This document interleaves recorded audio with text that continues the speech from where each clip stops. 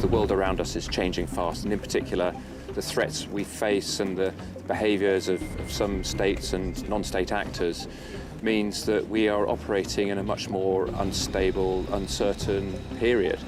So for the Royal Air Force, change is an absolute necessity, and the integrated review gives us a great mandate and the funding to make the leap forward that we need to.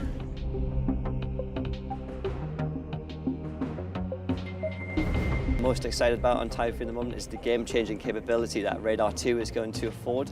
So at the moment we have what's called a mechanical scan radar. So that's kind of 80s to 90s technology. So the world is moving on now with its technology in terms of electronic scanned radars. So the game change that they give us is in the air-to-air and air-to-surface capability.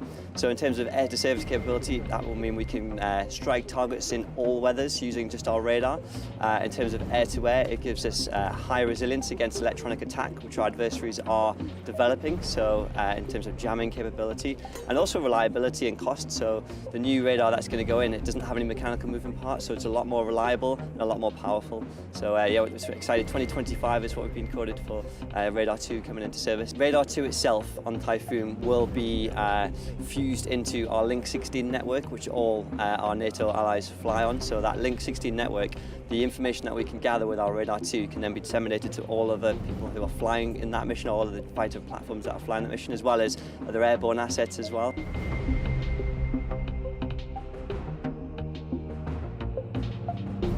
The government has stated clearly that it is our intention to buy 138 through the life of the programme.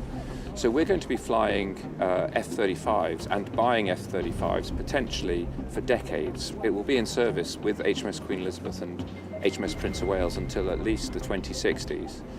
At the moment, we've got 48 on order. The integrated review has said that we will continue to build the force. We need to build the force to be able to operate from our carriers and from land bases. And the F-35 is a fantastic aircraft, which is game-changing in itself because of the technologies it brings.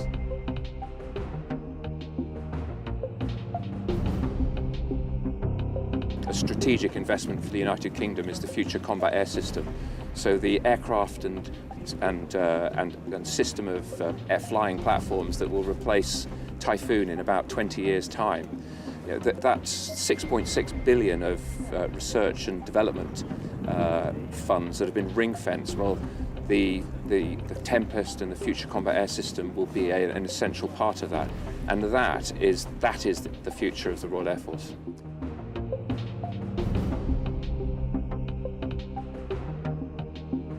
We're already bringing more automation, more remote piloting craft into our front line.